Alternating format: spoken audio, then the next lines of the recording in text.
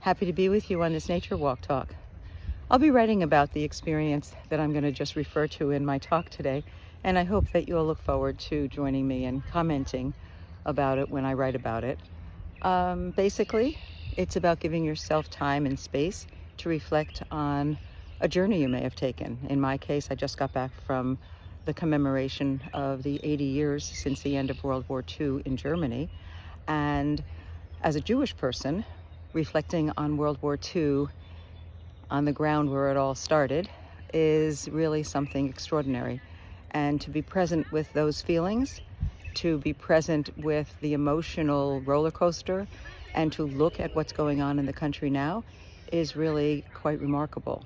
I say this because 25 years ago I was there, and it was a very different worldscape. Today, we have the rise of anti-Semitism throughout the world.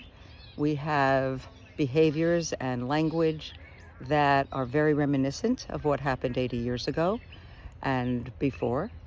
And so I ask everyone to reflect and to see what action is needed in order to deal with the situation that we are in right now.